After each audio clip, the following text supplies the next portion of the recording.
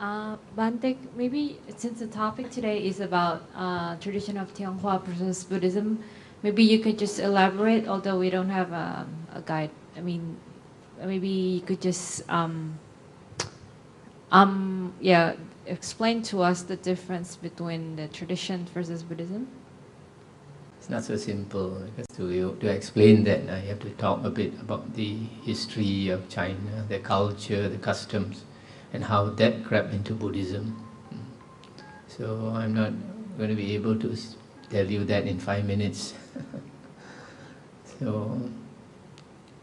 But there are some things like, I don't know exactly what is the practice here in Indonesia, but like in Malaysia, I think probably here also you burn paper money, right? So why do you do that? That is not Buddhism. In fact, when I was young, my parents were supposed to be Buddhist.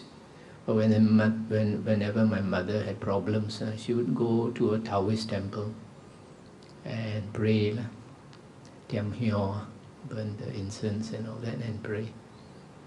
And I went with her. You know, I've been to the Catholic Church. So I went to this Chinese temple. I see all their gods with long hair, with long tongue. Really turned me off. I thought, if this is Buddhism, I don't want to be a Buddhist when I grow up. I want to be a Catholic. So coming back to this burning that paper, you know, it's a Taoist belief that after a person dies, the spirit will wander for many days, looking for the road to rebirth.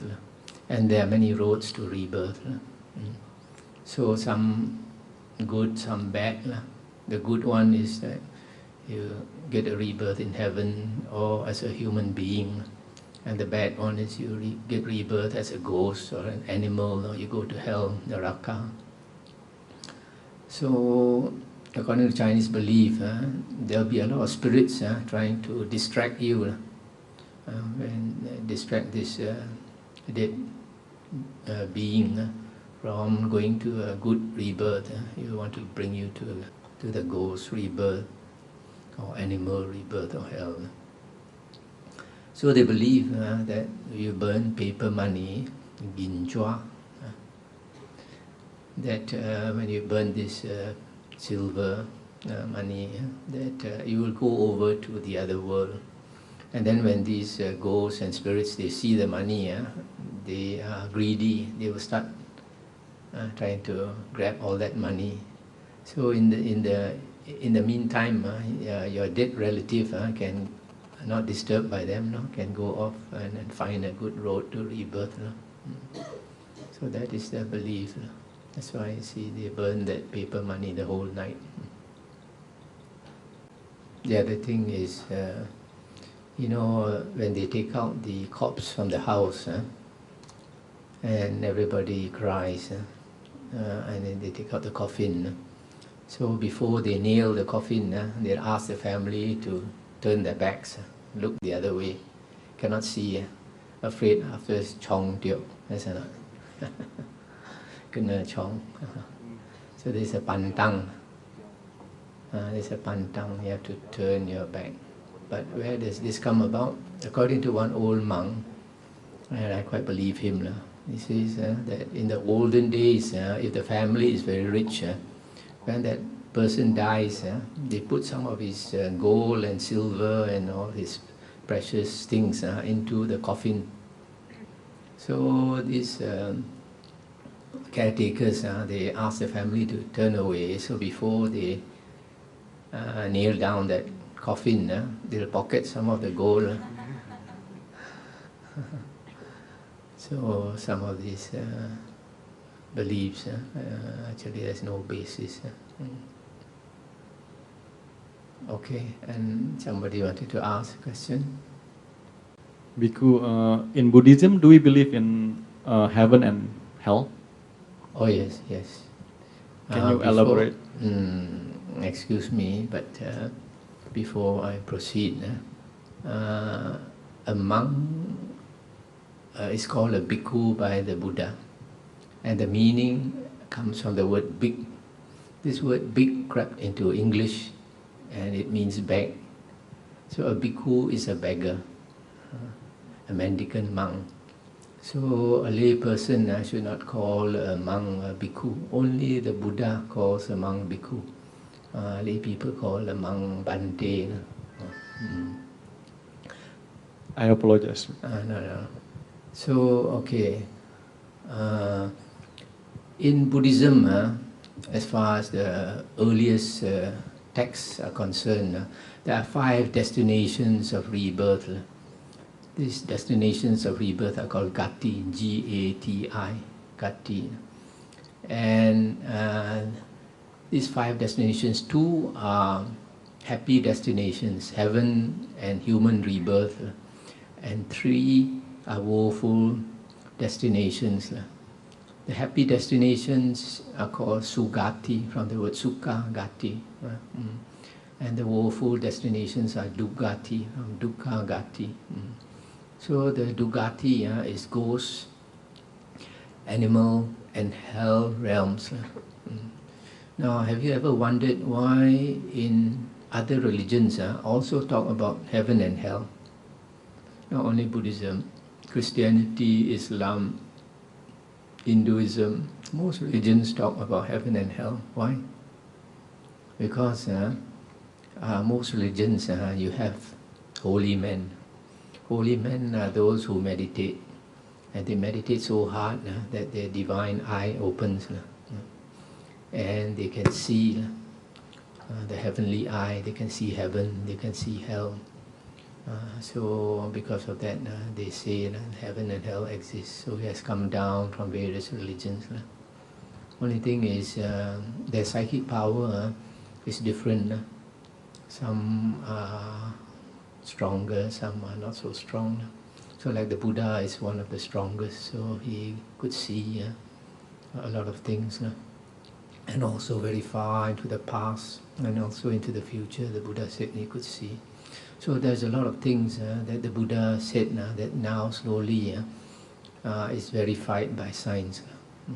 One of the things the Buddha said that other religions don't say is that the Buddha said time has no beginning and time has no end, and space is boundless.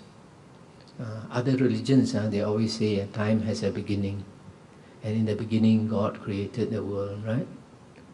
But Buddha said time has no beginning and time has no end, and space also is boundless. And now this is verified by Professor Stephen Hawking.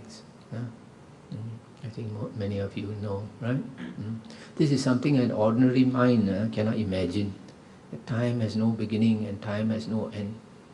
Most people, we think inside the box, right? So when you think inside the box, you think, oh, time must have a beginning. Since everything has a beginning, time must have a beginning, right? But strangely enough, Buddha is the only one who said that time has no beginning and no end. And he said one more thing that scientists have not been able to verify. Buddha said, you can develop your consciousness until it expands and until it is boundless. But science have not been able to verify, because scientists have not been able to expand their mind. Another thing the Buddha said, which is actually, the thing about it is actually amazing. The Buddha said, world systems expand and contract. World systems expand and contract. What he means is that, like in our galaxy, the stars, the Buddha said, there's a time when the galaxy expands, meaning that the stars move away from each other. The galaxy expands. But it'll come to a certain limit, and then later it will shrink. Now scientists observe, actually our galaxy, the stars are moving away from us. But the scientists don't know whether it will come to a stop or not. But the Buddha says it will come to a stop and then it will collapse. That's why Like in Christianity, they say that the world will be destroyed by fire. But they don't explain how it is destroyed by fire. But the Buddha actually explained. He said that now we have one sun in our solar system. After a long time, must be when the stars are contracting, after a very long time, another star will come into our solar system. So when another star comes, it's too hot, all the beings will die, all the plants will die. Then because the stars are collapsing, slowly a third sun will come into our system. And then slowly the rivers will dry. And then after a long time a fourth sun will come, the lakes will dry. Fifth sun will come, then the ocean also becomes shallower and shallower. When the seventh star appears, then the world, this earth will burst into flames. So the Buddha has explained very scientifically. And Buddha says that this system where the world expands and contracts is from beginning of time until eternity. It's always like that. It's not that somebody suddenly created the earth, Mother Earth. No. Now we hear about the Big Bang and all this black hole and all this. So I guess when the stars collapse, they'll come together and form a big mass. Maybe they call it the black hole. After a long time, it will just explode and throw off all the suns and form again. So it's a continuous cycle. It's like that. And the Buddha also says everything in this world is dependently arisen. It arises through conditions. Can you tell me anything you see in this world that appeared suddenly? Nothing appears suddenly. Everything was created. For example, you see this table. This table was made in a factory. And where did it come from? It came from the wood. And where did the wood come? Come from the forest. And where did the trees in the forest come from? From conditions. Because we have sunlight, we have water, we have oxygen, we have earth and all that. Now it created the tree. And the tree came from these conditions. And then if you look in each one of these conditions, where did they come from? Also from something else. So everything in the world is changing. And this change brings about other things. So this is the principle of dependent origination. Actually, Buddhism is very profound. So profound that our parents and our grandparents didn't know. They call themselves Buddhists, but they actually don't understand Buddha's teachings because it's so deep. You all know Chinese or not? There's a sentence that means talking rubbish, speaking nonsense is what? Wu shuo ba tao. Yes or not? You know? Wu shuo ba tao. What is Wu? Wu is foreigner. Shuo is say. Ba tao is Eightfold Path. The Buddha's teachings is about the Noble Eightfold Path. That is the path out of dukkha, out of the cycle of rebirth. So when Buddhism came into China, the Indian monks taught the Buddhism, taught about the Four Noble Truths, the Eightfold Path. So our Chinese didn't understand. They talking rubbish. Wu shuo ba tao, foreigner speaking Eightfold Path. Yes or not? So nowadays we don't know. We just say somebody is talking rubbish. We say Wu shuo ba tao. Have you all ever wondered what is God in Buddhism? The Buddha in the Buddha's teachings, he didn't talk about the Creator God. Why? In Buddhism, God is not a being sitting up there with a long white beard looking at you. You go to heaven, you go to hell. No. In Buddhism, God is not a being. God is a force. that made this world, that governs this world, that controls this world. What is this force? In English we say Mother Nature, right? In Bahasa, I guess you'd say Kodrat Alam. In Taoism they call it the Tao. The Tao is something that creates a whole universe. All the million things are supposed to be born from the Tao. And the Tao Te Ching, it starts off with the Tao that can be described is not the eternal Tao. So that Tao actually is to them is God.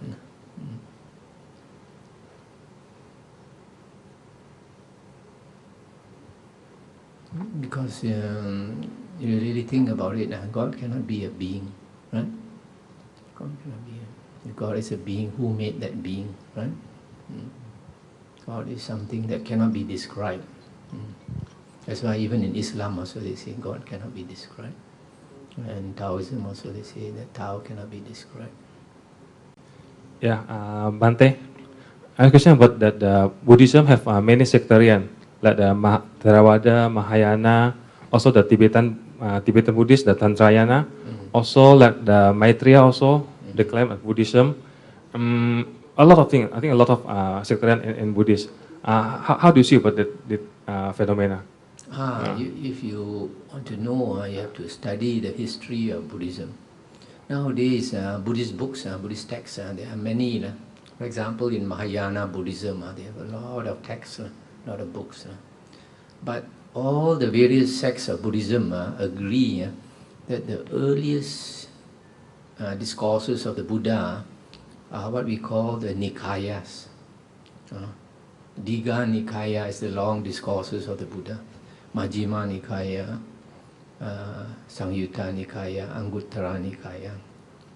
These four in Mahayana Buddhism, Chinese Buddhism, they call it Ahanching. So these set of books, nobody disputes is the Buddha's words. Everybody accepts it is the Buddha's words. Only thing is, you see, like Mahayana Buddhism started 500 years after the Buddha passed away. So Mahayana texts, if you read their books, they always talk about Ta Cheng, Xiao Cheng, great vehicle and small vehicle. So they call us Theravada, Xiao Cheng, small vehicle. Hinayana, Hina is low, and they are Maha, great.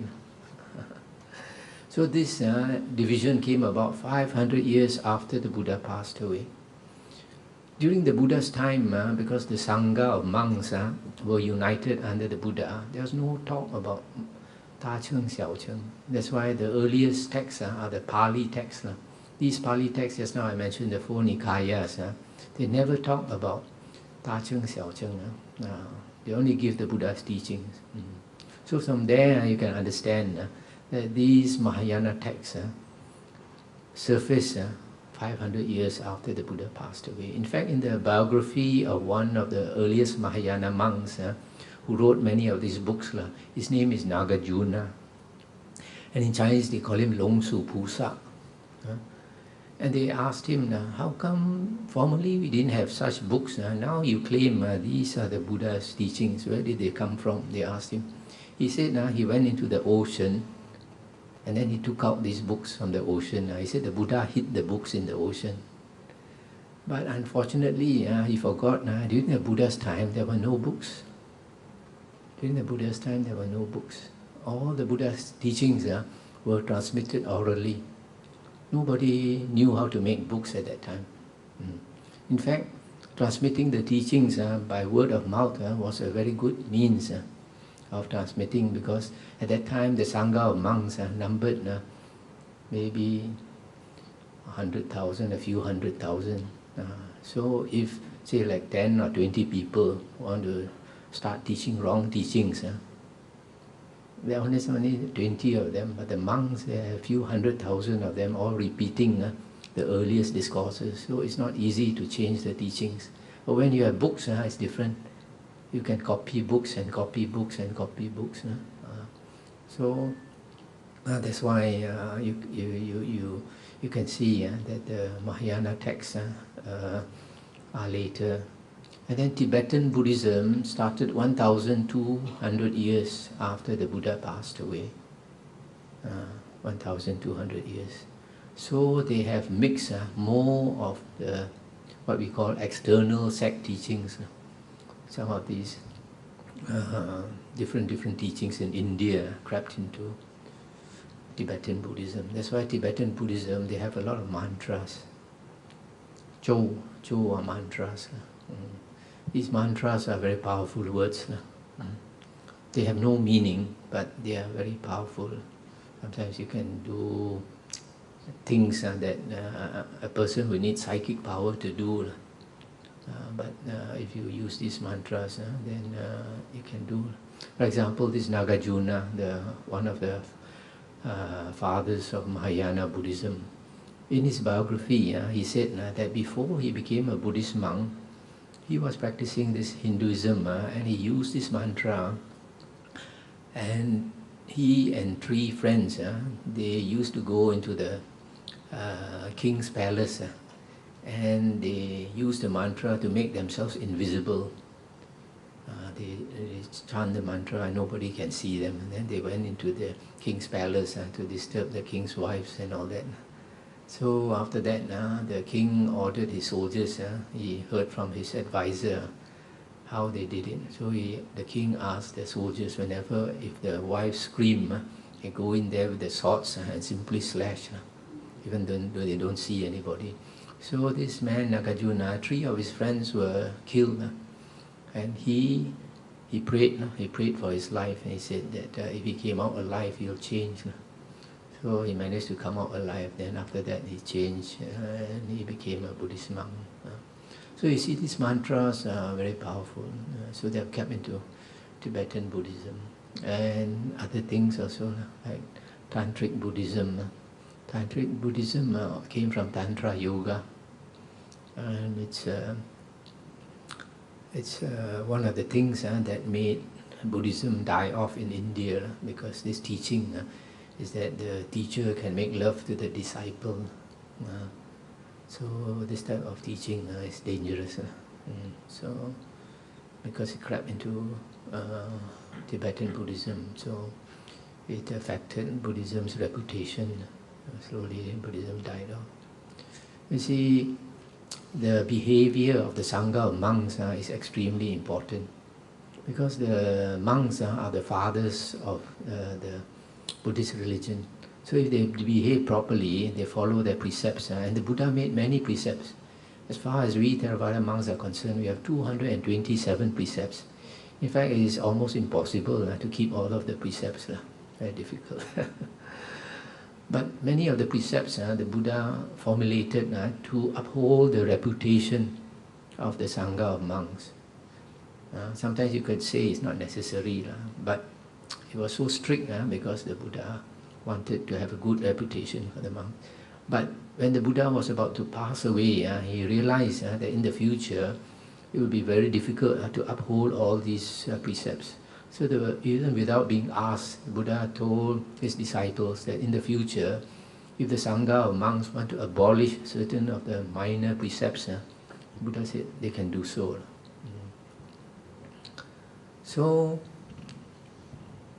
these precepts are extremely important to a monk to uphold, because if a monk upholds the precept and practices the holy path, meditate and all that, people will revere the monk. Like in Thailand, the forest monks are very much respected. But you see what happened in South Korea? Sometimes, I think you have seen in the newspapers, some big temple in South Korea, the monks fight with each other, all because of money. So now in South Korea, Buddhism has come down very much. Even though about 50% of the population are Buddhist, another 50% have converted to Christianity. But Christians, they are doing very well. Buddhists are not doing well in Korea because the monks are not practicing well.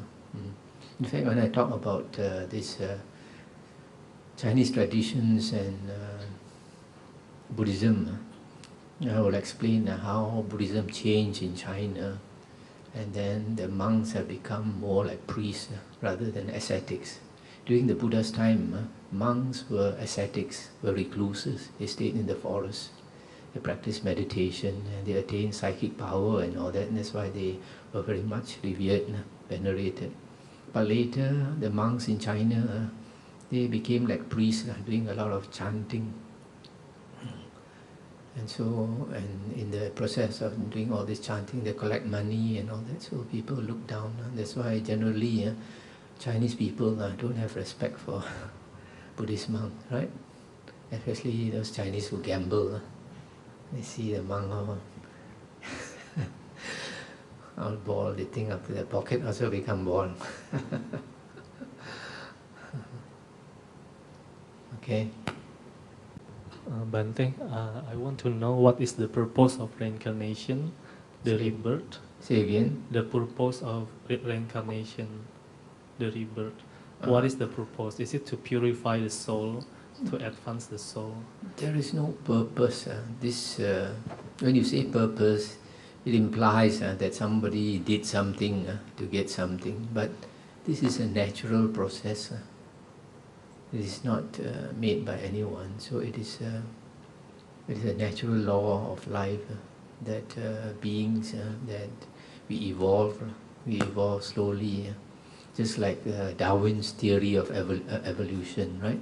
Beings also evolve. So this is spiritual evolution. Every time we come, there are many things we learn in life, but we are not perfect. So because we are not perfect, we have to, our will to live is still very strong. Every being, we have not enlightened yet. We have this ego, this self. And this ego is something that nature built into every being to protect yourself. You see all the animals and all that, they fight and kill. Why? Because they want to protect themselves, right? So when you have this self, you want to live. At the moment of death, the will to live is very strong. You are not willing to die. So because of the will to live is so strong that the moment you die, it brings you to rebirth. Actually, as I said just now, the Buddha's teachings are extremely profound. What we know about the world, we only know through our eyes, through our ears, our nose, our tongue, our body touch, and our thinking, our six senses. And these six senses, we think we see, but actually we don't see. Different beings see differently. Scientists now say what you see and what a bee sees is different. A bee, his eye is tuned to look for flowers. So he flies around, he can detect flowers. And you are standing there, he may not even notice you. Right? But man's eyes are different. So each being, our eyes, see things differently. So we see the world, we think we understand the world, but actually we are deluded. We are deluded. Have you ever thought of your body? We look at this body and I think, oh, I am this handsome man, this beautiful girl, right? Science tells you that your body is made up of cells, trillions and trillions of cells in your body, right? Most of the cells are live cells. Some are dead cells. Dead cells make your hair, your nails, your outer skin, some of your bone and all that. So whether it's live cell or dead cell, when you analyze a cell, what is a cell made up of? It's made up of atoms and molecules. But molecules are also atoms, right? When you analyze atoms, which makes up your whole body, now they realize atom is like the sky. When you look into the sky at night, what do you see? Most of it, 99.999% is empty. You see a star here, a star there, a moon, a comet, an asteroid. But 99.9999% of space is empty, you know. An atom is just like that. Inside an atom, you have these electrons moving, and you have these protons, neutrons. Now they say you have mesons, you have photons, and these particles are not even exactly solid, you know. Some of them, sometimes they can detect them, sometimes they suddenly disappear and then reappear somewhere else. So now scientists also kalang kabut, you know. They have the wave theory, the quantum theory, and all these theories about matter. So you think about it properly. The cells, the atoms which make up your body is 99.99999% empty. So you are actually empty, you know. Yeah, the whole body is actually empty. You are no different from the air around you, right? Then why you see yourself as this handsome man or this beautiful girl? Yeah. Now, slowly, scientists are beginning to understand that this emptiness is actually consciousness. It's not really emptiness, it's consciousness. And when this consciousness goes into motion, is activated, then you see, like a dream, you see yourself. Now you see yourself as a human being. Another lifetime you see yourself as some other being. That's why the Buddha said consciousness is like a magic show. Toa hi, tai he. So the whole world actually is created by consciousness. Something that Hindu saints said 5,000 years ago. Hindu saints said that you are pure consciousness. So to understand your real self, you must go inside. Go inside to the source of your knowing, to the source of yourself. So we are living in a dream world, actually a virtual reality. Yeah. And this world is actually programmed into your mind. Just like a computer, when you open a computer, what comes out on the screen depends on your program, right? So, exactly. What we see, what we hear, everything is programmed into our mind by karma. Karma is intentional action. When we do something with intention, purposely, you are programming into your mind something. For example, I hate this person, I kill him. That is imprinted in your mind. So because of that, it conditions what appears in your world. So you have a very pure mind, you have a very good mind. When we die, what conditions the world that you see? You see, when a person dies, what happens? The doctor comes and see, oh, no more breathing. Takes his pulse, no more pulse. So the doctor says, oh, this person has died. But not necessarily, that person has died. Why? Because sometimes, one day later, that person wakes up. Sometimes 2 days later, that person wakes up. But the Buddha says there is a sure way to know whether that person has died or not. The Buddha says when a person dies, 3 things stop. One is the body heat. Second is consciousness. Third is jiva, vitality. Mandarin you can call qi, the energy, totally gone. So these 3 things, when a person actually dies, these 3 things stop. So out of these 3 things, consciousness you cannot tell. This vitality, life also you cannot tell. Only the body heat you can tell.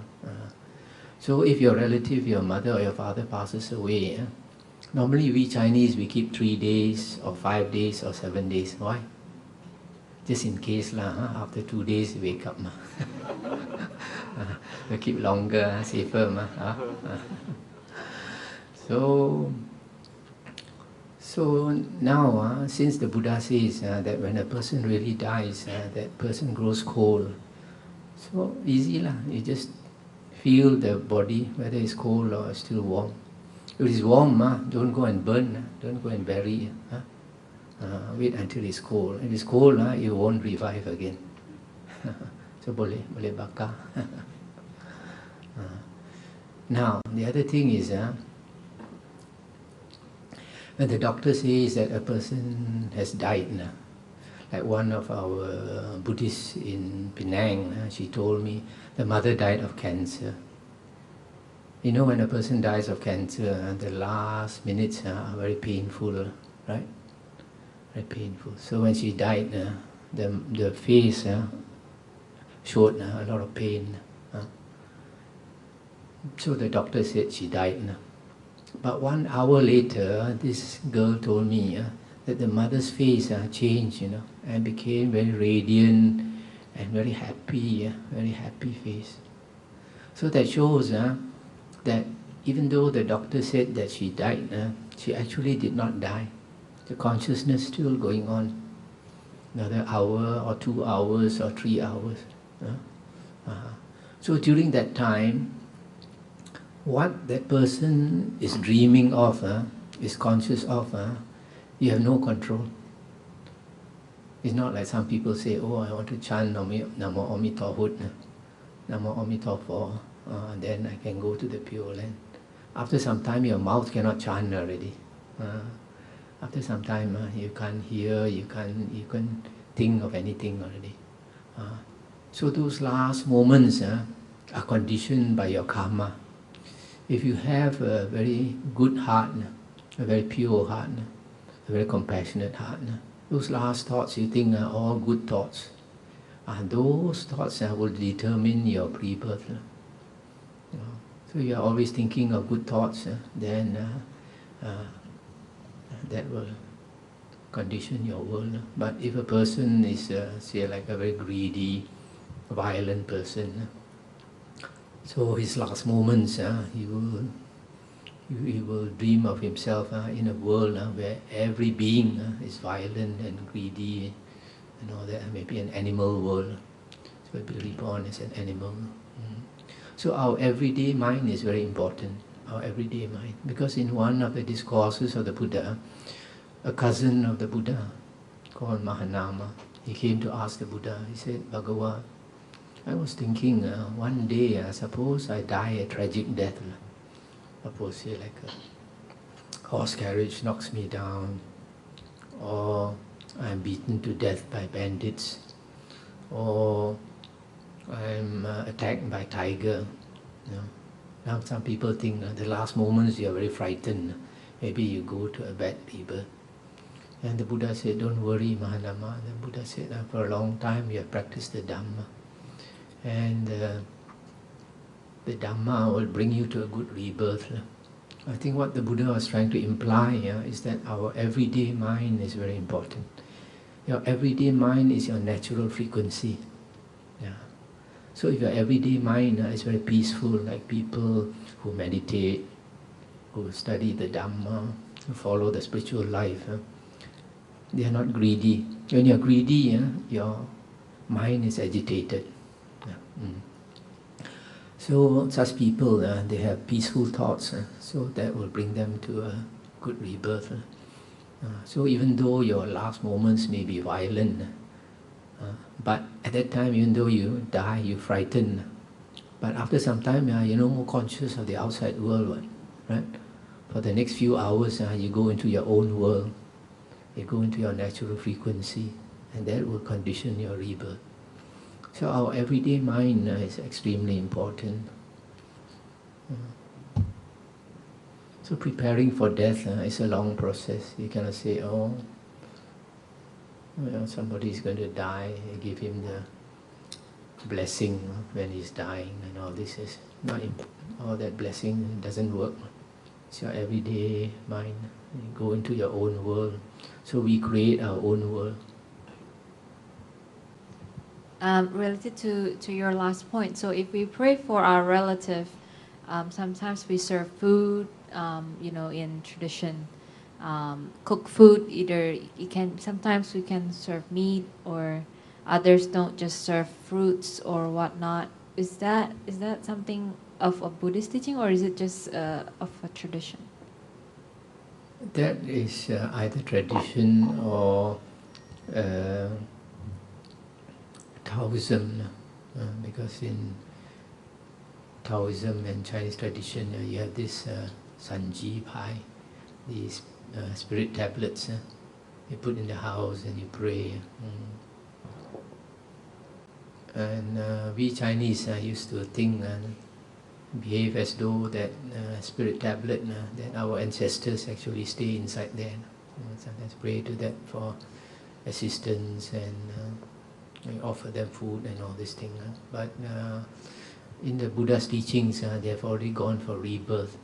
So all that tablets and all that is no use.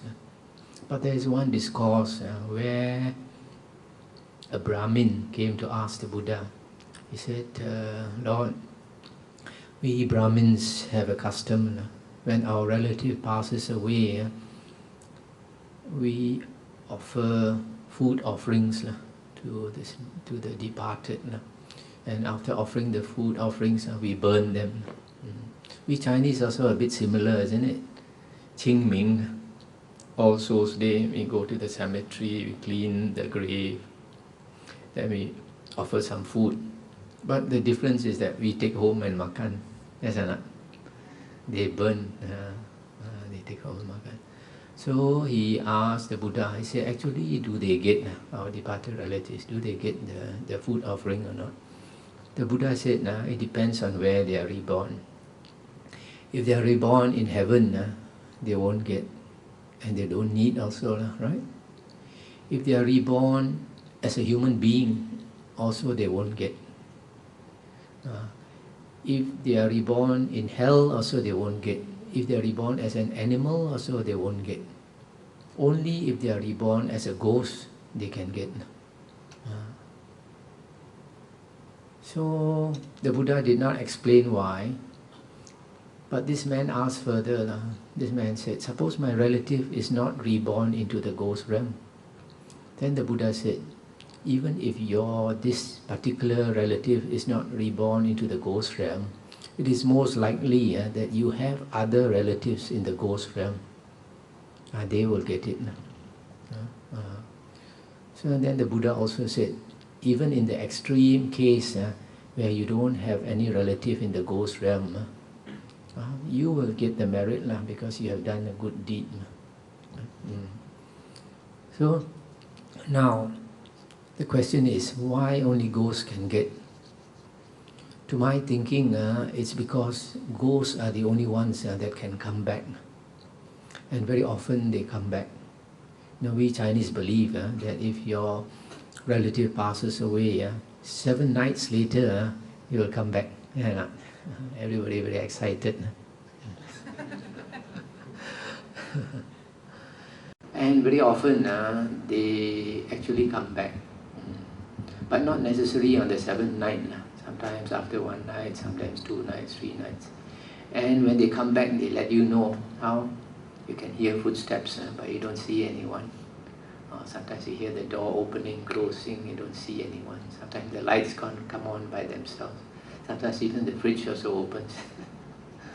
So, why is it that they want you to know that they come back? Because they need your help. I have a friend who about 4 or 5 years ago, his mother passed away. And then as normal, they keep the corpse for a few days, maybe 5 days or 3 days. After that, he buried. One day after burial, the mother came back, entered the sister's body and spoke to him. And the mother, he told me that the mother spoke, the voice just like the mother, the way the mouth moved also just like the mother. And he said the mother said that she has come back because she has something important to say.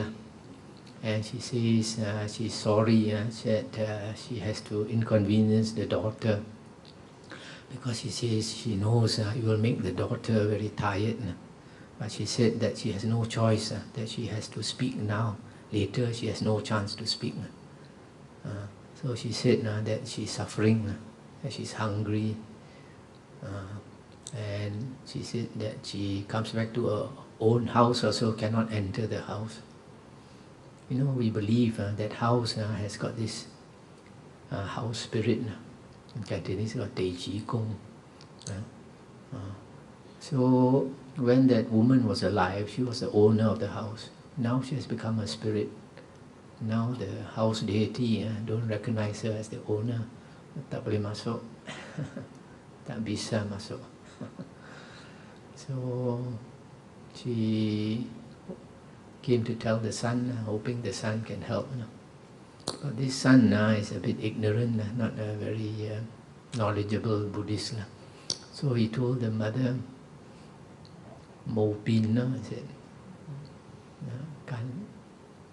can't help it. He told the mother, you see where it's bright, you walk. Where you see it's dark, you don't go. So the mother realized that this son doesn't know how to help her, so the mother left. So you see, I have another supporter in Penang. His wife used to come to the temple to make offerings, and he would not step in. He would just bring the wife to the temple, and then 2 hours or 3 hours later, he'll come and pick up the wife. So later he got sick until he vomited blood. So he was afraid that he would die, and so he made a vow that if he lived, that he would change his character, that he will come to the temple and learn about the Buddhism and all this thing. So he survived, and then he started to come, and he came to see me regularly to ask about the Dhamma. He had a lot of questions, so I taught him the Dhamma. Then after a few months, Chinese New Year came. And Chinese New Year time, the sister from Kuala Lumpur came back to Penang to visit the mother in the old house. And when she came back to the house, a ghost entered her and started calling for the brother's name, this devotee of mine. So the mother got shocked. The mother, he said that he is hungry. He said that his body is in pain. So he called his brother's name, asked for help. So the mother asked him, "Who are you?" So he mentioned his name. Actually, her son. 10 years ago, he died at the age of 20-something. He used to mix with bad company and drink and all that. So one day he was drunk, came back on a motorcycle, accident. Lorry went over his body and he died. So that was 10 years already. So the mother didn't know what to do. The mother told him, "You please go back. You go back from where you came. Wherever you came from, you go back." So he realized the mother also cannot help him, so he left. So later this devotee of mine told me. So he told me the brother died 10 years ago. Then I told him, "You see, 10 years your brother never looked for you. Now you're interested in the Dhamma, he comes to look for you because he thinks there's a hope. Somehow you can help him." So I told him he needs your help. You, for the next few nights, you light incense, you pray and you inform him that you will do some dana on his behalf and give him the merit. So the next 3 nights, he lighted the incense and and he told the brother. After that, I told him to go to various temples where there are monks and offer what? Ghosts need 2 things. One is food, the other one is clothes to wear. So he went to these various temples. I offered food and offered some robe or some cloth, and transferred the merit to the brother. So after that, the brother didn't come back. So you see, even after 10 years, When they are suffering, they still come back. I also heard of one case, after 15 years also came back.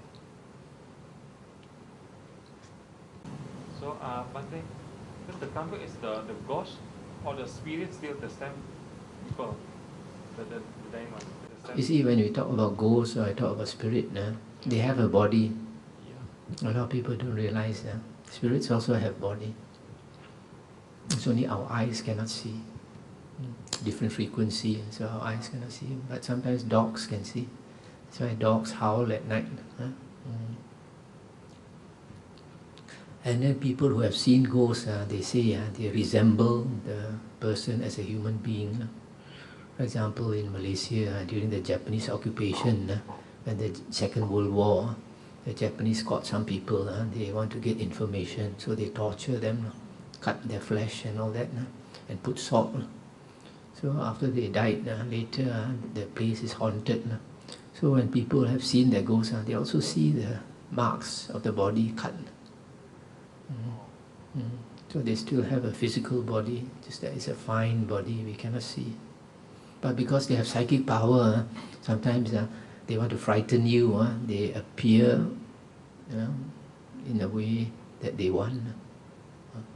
If they want you to see them as beautiful, they control your mind, then you see somebody beautiful. If they want to frighten you, you see something very ugly. So your best protection is meditation. Cultivate your mind to be strong. It cannot control you.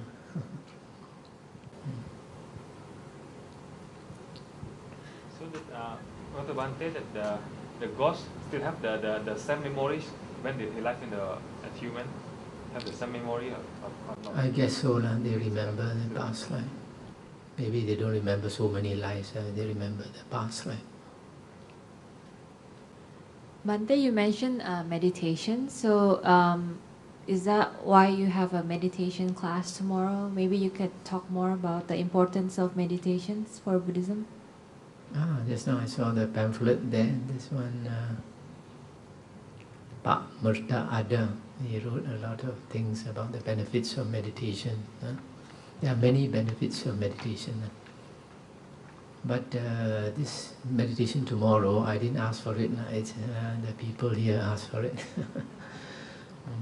Meditation is one of the best anti-stress medicines. I have a good friend in Australia. He works with terminally ill cancer patients. When a person is dying of cancer, he feels the pain. So they give him this painkiller, but they keep giving him painkiller. After some time, it doesn't work. The mind is only thinking of pain. How much painkiller you give him, also he's thinking of pain. So they have to distract him like 3 ways. Now they found meditation is one. Because when you meditate, you focus on one object. You keep focusing on one object, and then you forget about your pain, right? Another one is Tai Chi. Another one is yoga exercises. So these are the ways to relax and to de-stress. So now in the West, meditation is very popular. Even with busy executives, during their lunchtime, they take a break and they meditate to de-stress. Right? Because if you have too much stress, it's one of the causes of cancer. Then when you de-stress, the natural result is that your health improves. A few hundred years ago, when they didn't have such good specialist doctors, sometimes when people had certain sickness which the doctor could not cure, they would meditate. Meditate until the chi goes. When the chi travels, it clears the blocked parts. And then the cheeks turn red, and they get good health. And then in Buddhism, meditation It's about focusing your mind. Although now there are many methods of meditation, the earliest type of meditation taught by the Buddha, the purpose was to focus your mind. Because our mind is generally unfocused, scattered. So the Buddha said, basically our mind is bright, but because our mind becomes scattered through the six senses, we have six senses. Forms attract our eye to see, sounds attract us to hear, smells attract us to smell, taste, touch and thinking. So when our energy goes out through the six senses, our mind becomes scattered. So when we close our eyes, everything is dark. Yeah. But for these arahants, these Buddha's arahant disciples, the Buddha says when they close their eyes, it's as bright as day. Day and night to them is the same. Always bright, their mind is always bright because their mind is focused. So when your mind is focused, the Buddha says that for ordinary people, we have 5 things that envelop our mind. In Pali it's called Pancha Nivarana. Pancha is 5. Nivarana is hindrances, 5 hindrances. And these, what are these 5? The first one is sensual desire. Sensual desire. The second one is ill will or anger. Third one is sloth and torpor. Fourth one is restlessness. Fifth one is doubt. These 5 things, in some people, you see it's very pronounced. For example, sometimes you find a newspaper, an old man rapes the granddaughter.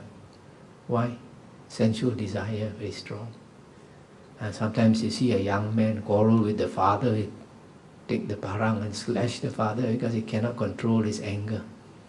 His anger is like an animal's anger. Once it goes up, cannot control. So the only way to control is meditation. When we meditate, for such people, it's very difficult to meditate because they've allowed their mind to be very scattered. So it takes a lot of effort to train the mind. That's why meditation is one of the very difficult things to do, but also one of the most beneficial things to do. If your mind is focused, people want to do this Kong Tao, black magic and all that, tak boleh. And you go anywhere, you go to a haunted place, also the ghosts dare not disturb you. Because you see your mind very strong, you're like a strong man.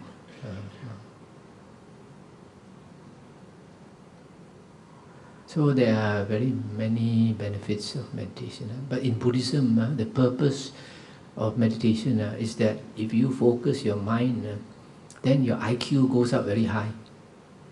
You look at all the people with very high IQ, their concentration is first class. You all know about Albert Einstein. You give him a long mathematical problem, you need a calculator. He doesn't, he closes his eyes, he does all the calculation inside the computer here, and they write down the answer.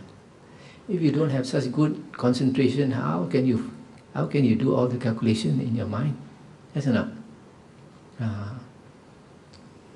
So this is a very good result of meditation. When your IQ goes up, you can see things very clearly. So that's why when the Buddha was enlightened, he wanted to gather disciples. He looked for those people who had attained this one-pointedness of mind. Then when he went to them, he just discoursed to them, sometimes 1, sometimes 2 discourses. Straight away they became enlightened. So easy to become enlightened if your mind is focused. If your mind is not focused, what in Malaysia you call dungu. Yeah, I don't know what you call. Is it dungu? Bodoh?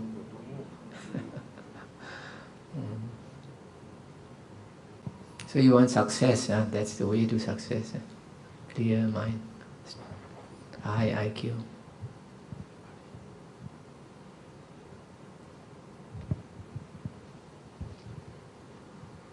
You see some people, if the mind is not very clear. When you have to make a decision, you have to decide A or B or C or D. Blur, blur, I don't know how to decide. But your mind is very clear, and straight away you know which is the best decision to make. Master, I want to ask whether any relationship between Feng Shui and Buddhism. Feng Shui came from Taoism, I think. Came from Taoism. And Feng Shui, the principle is that your luck is influenced by this Feng Shui. How the structure of your building, how your door is situated and all that. To give you a simple example, suppose you have a Chapji law, this crossroad, intersection crossroad, and you build your house in the center of that crossroad. What happens? These spirits, they fly, that's the highway, they fly. Suddenly they find this building blocking them, they're annoyed with you. That's enough. Who is this going to block my path? So they want to fix you up, give some problem. So Feng Shui actually does work, does work. If it doesn't work, who wants to look for a Feng Shui master? Yes or not? But there is something stronger than Feng Shui. That's why if you know the Buddha's teachings, and that is karma vipaka, your karma. You know Cantonese, one so go, one so tai, ji un quan, ji un ke. This is your blessings. If your blessings is high, you are a person with very a lot of merit, a lot of blessings. Then they are scared of you. Because if you have a lot of blessings, where does these blessings come from? Two things are basic. One is dana, one is sila. Dana is being charitable, being generous, being good to everybody. In Cantonese they say, yao loi chut loi, yao lek chut lek. You have money, you give money. You have energy, you give energy. Whatever it needs to help people, what you can give, you give. So, if you are good to people, that is the dana. Number two is sila. Sila is keeping precepts. Pancha sila, atta sila. You keep precepts. When you keep precepts, you don't harm other beings. For example, you don't kill, you don't steal, you don't commit adultery, you don't lie, you don't cheat, you don't speak coarse, vulgar words and all these things. That is precept. So actually these two is what in Chinese we call Chai Sen. You want the money god. Money god is not praying to some stone or praying to something. This is the real money god. If you keep your, you take care of your dana and your sila very well, then your blessings go up. And your blessings go up, you have this Hu Fa Sen, Hu Fat San, looking after you, protectors looking after you. So, if these spirits want to harm you, they see you have a lot of protectors. They dare not harm you. Because these spirits, they are psychic. What your real person is like inside your heart, they know. That's why have you heard of forest monks, like in Thailand? They go in the deep forest alone, or they go to the dark cave. The last time I went to Thailand, I also went to stay in the forest. When you stay in the forest at night, very dark, no light. And then you are very aware of the moon. The moon is a great friend. When the moon is around, not so frightened. When the moon is not around, you hear the sound of tiger, you hear the sound of wild animals, you don't know whether they'll come or not. So you see, a forest monk, he goes into the deep forest where there are a lot of spirits, where there are a lot of devas and devis, and some of them are fierce. You come into their territory, they are the taiko, you are a newcomer. But if the person is virtuous, you touted, you have merit, you have blessings, they know they won't harm you, they respect you. Why, for example, say suppose there's a very virtuous monk. If the spirit kills that monk, the spirit can kill the monk if he wants to. But he kills the monk is reborn as a bigger deva. Then he has to jaga, this fellow has to jaga. Yes or not? So he's psychic, he knows. This fellow, if I kill him, he's going to be reborn as a ghost. Kill him easily. Yes or not? So our greatest protection is inside, not wearing some, what you call tangkai, talisman and all these things. All that's not guna. Outside things are guna. Inside is a real stuff. Okay? I think we better take a rest. I got to talk again 1 hour's time. We would like to thank you, Bante, for coming and sharing Dhamma today, and thank you for the members to come. Please stay around and get to know each other, and dinner will be served at 6 o'clock. And like Pa Virya was saying, you guys feel free to stay until when Bante will talk again at 7 o'clock. So thank you once again for coming, and please stick around.